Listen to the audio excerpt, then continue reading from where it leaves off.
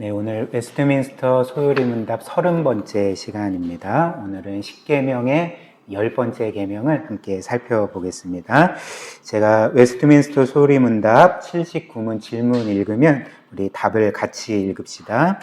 질문입니다. 10계명의 10번째 계명은 무엇입니까? 답. 10계명의 10번째 계명은 출애굽기 20장 17절. 너의 이웃의 집을 탐하지 마라. 내 이웃의 아내나 그의 남종이나 그의 여종이나 그의 소나 그의 낙이나 물은 내 이웃의 소유를 탐내지 말라입니다. 그래서 오늘 이 10번째 계명, 탐내지 말라라는 이 계명을 4가지로 함께 살펴보겠습니다. 첫 번째는 이 10계명의 10번째 계명은 우리의 행동을 통제하는 계명이 아닌 우리의 마음을 통제하는 계명이라는 것, 우리의 마음을 다루고 우리로 하여금 우리의 마음을 보게 하는 그런 계명이라는 것입니다. 그래서 일단 보시면 알겠지만 이 탐내지 말라는 계명은 우리의 행동과 관련된 것이 아니라 이제 우리의 마음 깊숙한 그 갈망과 관련이 있는 계명이죠. 그래서 다른 계명들 여러분들이 뭐 6계명부터 이제 9계명까지 기록된 살인하지 말라, 간음하지 말라, 도둑질하지 말라, 그리고 거짓 증언하지 말라라는 것은 우리의 외적인 행동과 관련된, 그래서 성경이 죄라고 말한 그 행동을 금하는 계명이 아니겠습니까? 근데 오늘 이 10번째 계명은 우리의 나쁜 행동, 죄된 행동을 금하는 것이 아닌 우리의 죄된 마음을 금한다는 것입니다. 탐심을 금한다는 거죠. 그래서 우리는 사실 살면서 살인이나 간음이나 도둑질이나 거짓말은 뭐 종종 하지만 이제 이런 죄들을 짓는 경우가 거의 없을 것입니다. 그러나 이 10번째 계명에 이르러서는 우리가 죄 없다 말할 수가 없는 것이 우리 안에도 이제 성경이 금하는 이 탐심이 있기 때문에 그런 거죠. 그래서 이것이 우리에게 보여주는 바는 무엇이냐면 성경은 단지 우리의 외적인 죄만 금할 뿐만 아니라 우리의 마음의 죄도 금하고, 그것은 바꿔 말하면 우리의 외적인 행동에만 죄가 있을 뿐만 아니라 우리의 마음에도, 모든 사람의 마음에도 죄가 있다는 것입니다. 예외가 없죠. 그리고 또 바꿔 말하면 이 계명은 우리의 마음이 어떤 것인지, 그 보편 인간의 마음과 영혼이 하나님 보시기에 어떤 상태인지를 우리에게 알려주는 계명이라 할 수가 있겠죠. 그래서 이 계명, 우리에게 탐내지 말라라고 했을 때 이 계명이 우리에게 의미하는 바는 우리는 모두 탐내는 사람이라는 것입니다. 우리에게 없는데 남에게 있는. 그래서 내가 정말로 갖기를 원하지만 나에게는 없고 다른 사람에게 있는 것을 우리는 탐내기 마련이고요. 그리고 그것에 대해서 시기하고 질투하고 끝없이 그의 것을 빼앗기를 원하는 마음이 저나 여러분들에게 있다는 것입니다. 이것은 부정할 수가 없는 거죠. 물론 우리가 그렇다고 해서 실제로 뭔가 도둑질을 하거나 그리고 그것을 뺏기 위해서 살인을 저지르거나, 아니면 오늘 10번째 계명처럼 너의 그 이웃의 아내 혹은 남편을 탐하지 말라라는 말씀처럼 실제로 간음을 범하는 것은 아닐 것입니다. 그러나 그럼에도 불구하고 성경이 말하는 죄는 우리가 외적으로 어떤 특정한 죄를 범하지 않았다 할지라도 우리의 마음에 이미 그것에 대한 탐심이 있고 마음속으로 죄를 짓는다면 우리는 죄인이라는 거죠. 그래서 이에 대해서 주님이 이렇게 말씀하셨죠. 마가복음 7장 21절부터 23절. 속에서 곧 사람의 마음에서 나오는 것은 악한 생각, 곧 음란, 도둑질, 살인, 간음, 탐욕, 악독, 속임, 음탕, 질투, 비방, 교만과 우매함이니 이 모든 악한 것이 다 속에서 나와서 사람을 더럽히느니라, 이렇게 말씀을 하셨습니다. 그래서 일반적으로 사람들은 나를 죄되게 만들고 나를 더럽히는 것은 내 밖에 있는 걸 거야, 이렇게 생각을 합니다. 그래서 내 밖에 있는 어떤 것이 나로 하여금 타락하게 하고 부패하게 하고 나로 하여금 죄를 짓게 만든다, 이렇게 보통은 생각을 하지만 주님은 결코 그렇게 말씀하시지 않습니다. 너의 죄의 근원은 너 밖에 있는 게 아니라 너 안에 있는 거다. 모든 사람 안에 있는 거다. 그래서 어떻게 표현할 수 있겠습니까? 이 세상의 모든 죄악들을 만들어내고 쏟아내는 공장이 우리 밖에 있는 게 아니라 우리 안에 있다는 거죠. 이것이 바로 성경이 우리에게 지적하는 분명한 사실입니다. 그래서 사실 이것을 자신이 자각하지 못한다면, 그리고 이런 어떤 면에서 끔찍한 사실을 정말 내 본 모습을 보여준다라고 인정하지 않으면 사실 그는 아직도 자기 자신에 대해 모르는 사람일 것입니다. 성령께서 진리의 빛으로 그의 마음을, 그의 존재 자체를 조명해 주셔서 그의 본 모습을 깨닫게 해주셔야 되는데 아직 그 일이 이제 일어나지 않은 것이죠. 그 다음 두 번째로 성경에 따르면 탐심은 이제 모든 죄의 뿌리가 되는 거죠. 그래서 81문 제가 질문 읽고 답을 같이 읽겠습니다. 10계명의 10번째 계명이 금하는 것은 무엇입니까? 답. 그것은 우리의 현재 상태에 불만족하고 그래서 우리의 이웃이 가진 좋은 것을 보고 근심하거나 그를 시기하는 것과 이웃의 소유에 대한 모든 과도한 충동과 감정을 금합니다. 그래서 이 10번째 계명은 우리에게 탐내지 말라라고 할 때 그 원인, 그 이유를 뭐라고 말하냐면 우리가 우리의 현재의 상태에 불만족하기 때문에, 불평하기 때문에라고 밝힙니다. 그래서 우리는 나에게 없는, 남이 가진 것들을 시기하고 질투하고 어떻게든지 빼앗기를 원하는 마음을 품고, 그리고 어느 정도 조건이 되면 실제로도 빼앗게 되는 거죠. 그러니까 이 모든 것들을 이제 금하는 것이 10번째 계명이다, 이렇게 말하는 것입니다. 그래서 앞에서 본 예수님의 말씀처럼, 그리고 이 소유리문답 81문의 내용처럼 죄의 근원은 우리 안에 있고, 근데 그 죄의 근원 중에 근원은 무엇이냐면 이 탐심이라는 거죠. 그래서 탐심에서 모든 죄가 쏟아나오는 그 탐심 자체가 죄의 뿌리라는 것입니다. 예를 한번 들어볼까요? 6계명은 우리 모두에게 살인하지 말라라고 명하지 않습니까? 근데 보통 이 세상의 사람들이 살인할 때 왜 살인하겠습니까? 일단 첫 번째로 나에게 없지만 남에게 있는, 그래서 그것을 간절히 갖기를 원하여서 심지어 그를 죽일 때가 있는 거죠. 살인할 때가 있는 거죠. 그래서 예를 들면 다윗이 그의 일생에 끔찍한 죄를 범한 적이 있지 않았습니까? 어떤 죄였습니까? 남편이 있던 우리아의 아내 밧세바를 범하고 그것을 은폐하고 밧세바를 자신의 소유로 삼기 위해서 우리아를 죽이지 않았겠습니까? 그러니까 이것 또한 나에게는 없지만 남에게 있는, 내가 간절히 바라는 것을 빼앗기 위해서 살인을 했던 거라는 거죠. 혹은 우리는 어떤 내가 간절하게 갖기를 원하는 것을 빼앗기 위해서 살인하는 경우도 있지만, 어떤 원한 관계 안에서 내가 저 사람보다 우월해야 되는데 실제로는 그렇지 못하여서 그를 죽임으로써 그에 대한 나의 우월함을 확인하는, 이런 의도로 살인을 한 때도 있습니다. 좀 말이 어렵지만 쉽게 예를 들면 창세기 4장을 보면 아담의 두 아들인 가인과 아벨이 어느 날 하나님께 동시에 제사를 드리지 않습니까? 그런데 하나님께서는 가인의 제사는 거부하시고 아벨의 제사만 받으셨던 거죠. 근데 그때 가인은 어떤 반응을 보였습니까?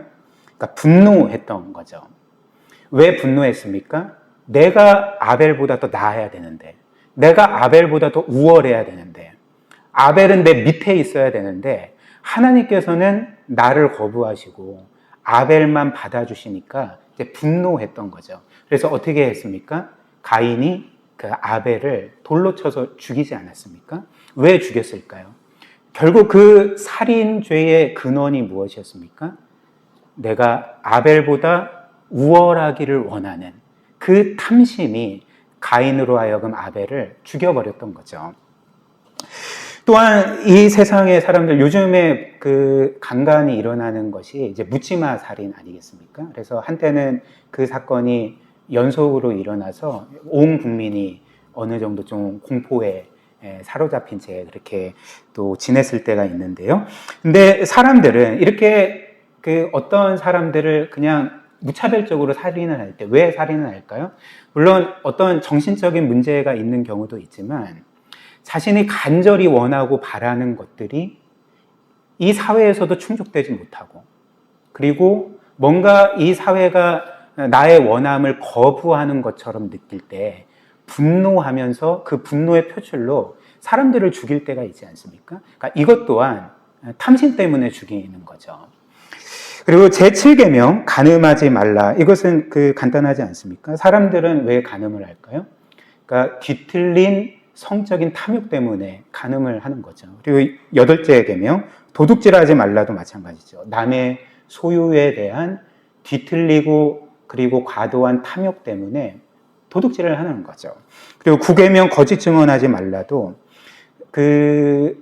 법정에서나 아니면 법정 밖에서의 어떤 공식적인 자리에서나 거짓 증언을 함으로써 그 사람을 공경에 빠뜨릴 때가 있지 않습니까? 그러니까 왜 보통 이런 거짓 증언을 합니까?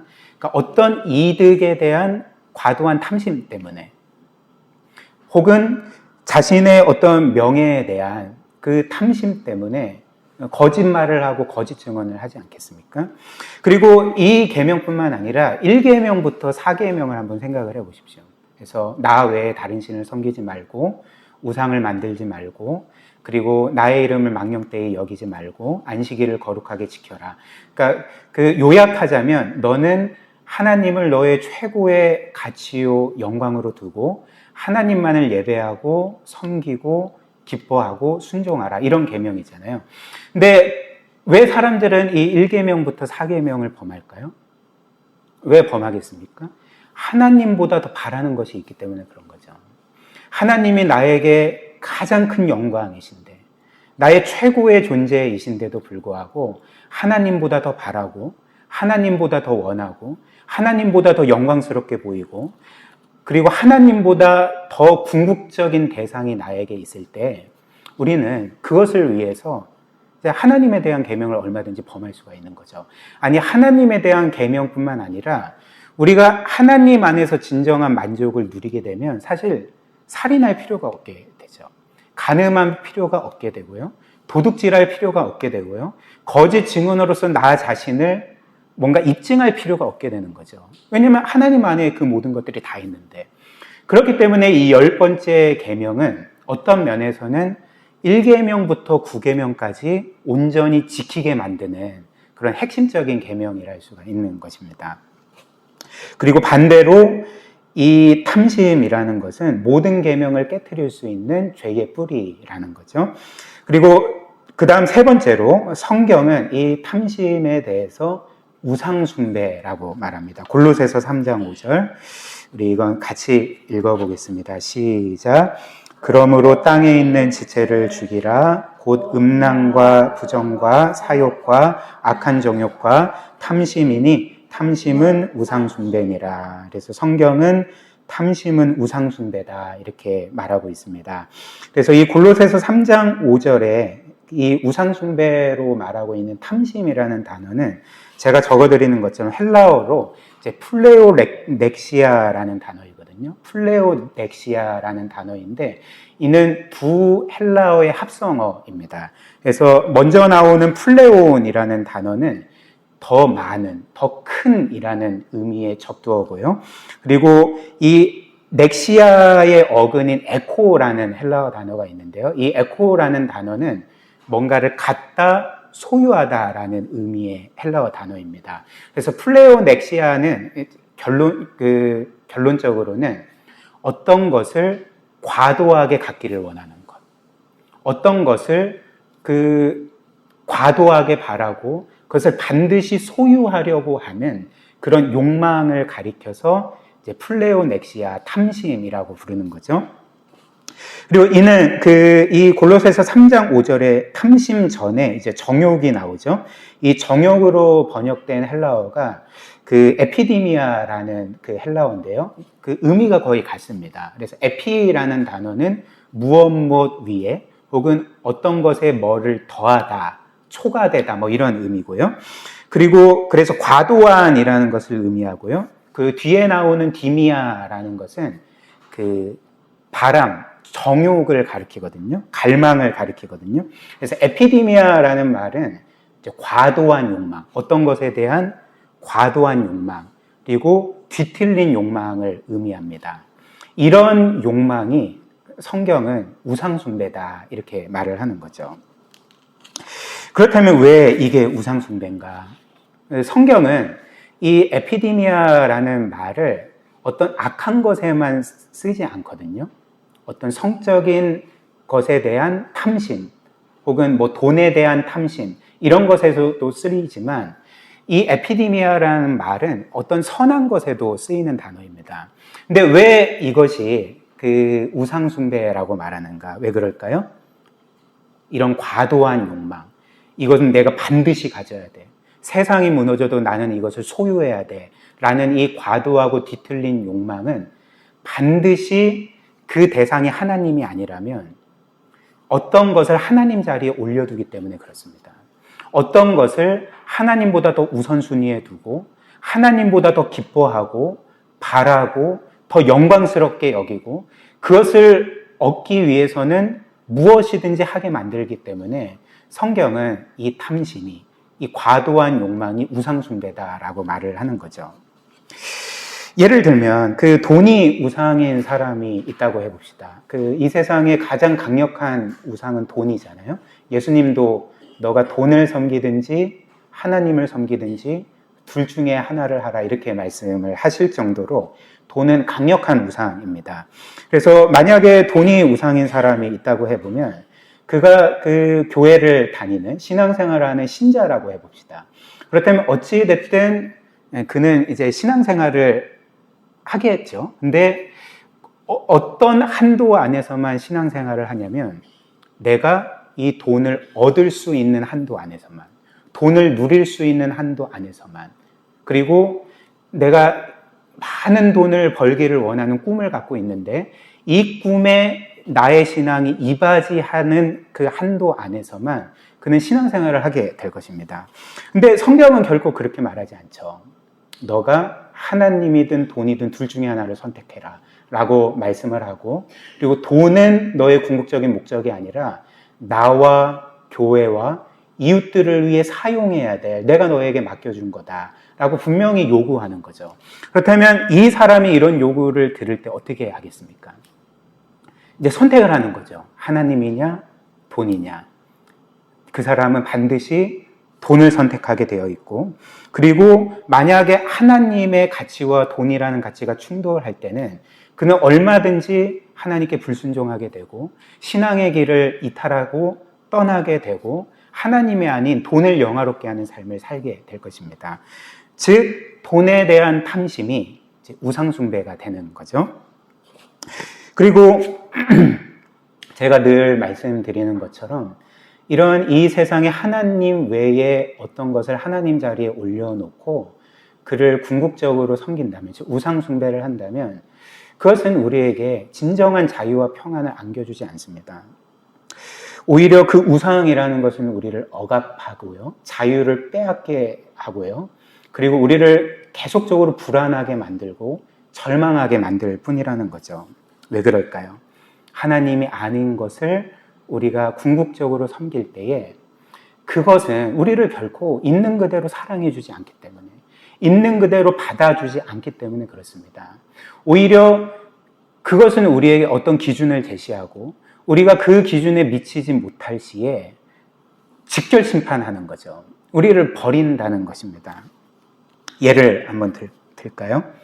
뭐 다른 사람 예 들 것 없이 제 예를 한번 들어봅시다. 저는 목회자죠. 목사이고, 그리고 제가 하는 이 목회 혹은 목양이라는 것 혹은 설교라는 것은 너무나도 선한 것입니다. 너무나도 영광스러운 것입니다. 그런데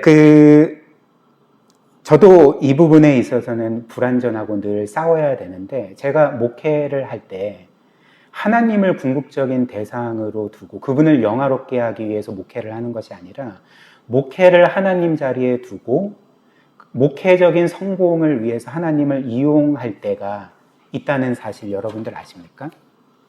그런 마음이 있는 거죠. 그래서 저는 목회를 하는 가운데 오직 하나님에게서만 사랑받고 하나님에게서만 받아들여지고 하나님이 주시는 그 영광 안에서 참된 평안과 안식을 누리려고 하지 아니하고 도리어 목회에서 사랑받고 목회의 성공을 통해 인정받고 그리고 목회의 성공을 통하여서 내가 원하는 구원과 평안과 자유함과 여러 가지 것들을 얻으려고 할 때가 있다는 것입니다. 그렇다면 저는 목회를 통해 제가 원하는 것을 얻을 수가 있을까요? 물론 제가 목회를 잘할 때, 그래서 교회가 부흥하고 또 성도들도 영적으로 성장하고 그리고 제가 또 설교에 있어서 유명해지고 많은 사람들이 저를 간간히 알아보고 또 칭찬하고 뭐 이런다고 생각을 해봅시다. 그럼 저는 순간 내가 원하는 사랑을 얻었어. 내가 원하는 인정을 얻었어. 나는 사람들에게 온전히 받아들여졌고 그리고 하나님께도 받아들여졌어. 이런 생각을 할 것입니다. 그러나 이런 가운데서도 저는 여전히 불안할 것입니다. 왜 불안할까요? 왜냐하면 지금은 목회를 잘해도 늘 잘할 수는 없기 때문에 그런 거죠. 지금은 설교를 잘한다 할지라도 뭐 잘하는 것도 아니지만 설교에 죽 쓸 때도 있잖아요. 제가 무슨 그 AI 기계도 아니고 뭐 최고의 설교자도 아니고 뭐 때로는 뭐 설교를 괜찮게 할 때도 있지만 죽 쓸 때도 있지 않겠습니까? 그럼 늘 그런 가능성을 생각할 때 저는 늘 불안하게 되는 거죠. 두려워하게 된다는 것입니다. 자유해지지 아니하고 억압되게 되는 거죠. 속박되게 되는 것입니다. 그리고 실제로 이제 제가 목회에서 실패하고 설교도 죽쓰고 사람들도 뭔가 나를 못마땅하게 여기는 것 같고 교인들도 떠나고 이렇다면 어떻게 되겠습니까? 나는 이제 실패자야. 나는 낙오자야. 나는 아무 쓸모도 없어. 가치도 없고 나는 이제 사랑받지 못하고 거부당할 거야 라고 생각하지 않겠습니까? 그러니까 그때 저는 그렇게 목회를 못하는 나 자신에 분노하게 되겠죠. 그리고 나를 인정해주지 않는 사람들에게도 분노하게 되고 저는 절망해 버릴 것입니다. 이것이 바로 우상이 우리를 속박한다는 의미가 되는 거죠. 우상은 결코 우리가 원하는 사랑을 줄 수 없습니다. 우상은 우리가 진정으로 원하는 마음의 평안과 자유함을 줄 수 없습니다. 우상은 우리를 끊임없이 속박하고 불행하게 만들고 분노하게 만들고 좌절하게 만든 뿐이라는 거죠. 그러나 제가 이제 이 목회를 하나님 자리에 두고 그래서 목회라는 거짓 신을 섬기기 위해서 하나님을 이용하는 삶이 아니라 하나님이 나의 궁극적인 대상이 되시고 나의 최고의 영광이 되시고 나의 진정한 기쁨이 되시고 그분이 나의 모든 소망이요 전부가 되심으로써 그분을 영화롭게 하기에 목회를 한다면 저는 어떻게 되겠습니까? 저는 진정으로 자유해지는 거죠. 왜 그럴까요? 왜냐하면 제가 목회를 잘하든 못하든 하나님은 여전히 변함없이 나를 사랑해 주실 것이기 때문에 나를 여전히 받아주실 것이기 때문에 이미 그리스도 안에서 영원히 나를 받아주셨기 때문에 나에게 최고의 영광을 이미 주셨기 때문에 저는 목회를 잘하든지 못하든지 성공하든지 실패하든지 저는 늘 진정한 평안과 만족과 자유함을 누리면서 이 모든 사랑을 주신 하나님을 더욱더 섬기게 되게 된다는 것입니다. 이것이 바로 오늘 이 계명이 우리에게 요구하는 바라는 거죠. 너희는 탐심을 갖지 않을 뿐만 아니라 그것과 정반대로 하나님 안에서만 참된 만족을 누리라. 이 명령을 이 10번째 계명이 우리에게 준다는 것입니다. 왜 그럴까요? 그래서 4번째, 왜 이 명령을 하시겠습니까? 그것이 우리의 진정한 행복이기 때문에, 그것이 우리의 진정한 만족이기 때문에, 그것이 우리를 진정으로 자유하기 때문에 하나님은 이 10번째 계명을 우리에게 주시면서 탐내지 않을 뿐만 아니라 나 안에서 만족하라 이렇게 명하시는 거죠. 80문, 웨스트민스터 소리문답 80문입니다. 제가 질문 읽고 답을 같이 읽겠습니다. 10계명의 10번째 계명이 명하는 것은 무엇입니까? 답. 그것은 우리의 현재 상태에 충분히 만족하고 우리의 이웃과 그가 가진 모든 것을 향한 올바르고 관대한 마음을 품으라는 것입니다. 그래서 이 10번째 계명이 적극적으로 우리에게 명하는 바는 우리의 현재 상태에 만족하는 것. 하나님이 우리에게 주신 모든 것에 만족하는 것입니다. 이렇게 만족하면 어떻게 될까요? 우리는 탐할 필요도 없고 도리어 나에게는 없지만 이웃에게 있는 것들을 시기하거나 질투하지 아니하고 도리어 좋게 여기는 거죠. 잘됐다 여기는 거죠. 축복하는 거죠. 히브리서 13장 5절 돈을 사랑하지 말고 있는 바를 족한 줄로 알라. 지금 만족하라는 거죠. 그가 친히 말씀하시기를 내가 결코 너희를 버리지 아니하고 너희를 떠나지 아니하리라 하셨느니라. 히브리서 13장 5절은 우리에게 돈을 사랑하지 말고, 이는 돈뿐만 아니라 이 세상의 모든 것이 되겠죠. 이런 것들을 사랑하지 말고 탐내지 말고 있는 것에 자족하라. 자족할 수 있다. 이렇게 말하면서 이제 그 근거를 뭐라고 말합니까? 이어서 그가 친히 말씀하시기를 내가 너를 결코 버리지 않겠다. 내가 너희를 결코 떠나지 않겠다. 바꿔 말하면 뭡니까? 내가 너희와 영원히 함께 하겠다. 나의 모든 것을 이미 너희에게 주었다. 나는 너를 영원토록 사랑하고 복되게 하겠다. 이것이 바로 우리가 탐내지 않을 수 있는 힘이라는 거죠. 하나님이 주신 것에 만족할 수 있는 힘이 된다는 것입니다. 특별히 고린도후서 8장 9절 말씀처럼 우리 주 예수 그리스도의 은혜를 너희가 알거니와 부유하신 이로써 너희를 위하여 가난하게 되시면 그의 가난함으로 말미암아 너희를 부유하게 하려 하심이라. 우주 만물 가운데 가장 부유하신 분께서, 모든 것을 가지신 예수 그리스도께서 가난한 우리를 부유하게 하시기 위해서 그분이 가장 가난해지셨다 말씀을 하는 거죠. 이미 우리를 부유하게 하셨다라고 말씀을 합니다. 이것을 기억할 때 우리는 만족할 수가 있는 거죠. 그리고 로마서 8장 32절도 똑같습니다. 자기 아들을 아끼지 아니하시고 우리 모든 사람을 위하여 내주시니가 어찌 그 아들과 함께 모든 것을 우리에게 주시지 않겠느냐. 이는 의문문으로 끝나지만 평서문으로 바꾸면 어떻게 되겠습니까? 하나님이 그분의 아들을 너희를 향해 아끼지 않고 주셨고 그 아들과 함께 이미 모든 것을 주셨기 때문에 하나님께서 너희를 향해서 아끼실 일이 무엇이겠느냐라고 말하는 거죠. 이처럼 이미 하나님이 우리를 영원히 사랑하고 계시고 어떤 것도 아끼지 아니하시고 우리에게 영원토록 가장 선하고 영광스러운 것이라면 무엇이든지 주실 수 있고 이미 주셨다는 것을 기억할 때 우리는 인생 가운데 저나 여러분들이나 내가 이것을 얻어야 되는데 못 얻었어. 내 인생은 이렇게 되어야 되는데 그렇게 되지 않았어.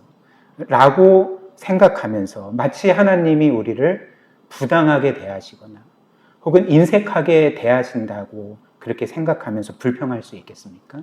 불만족할 수 있겠습니까? 이제 그럴 수 없죠. 우리는 그분이 주신 모든 것 안에서, 그리스도 안에서 참된 만족과 평안을 누리게 된다는 것입니다. 바울의 비밀이 여기에 있는 거죠.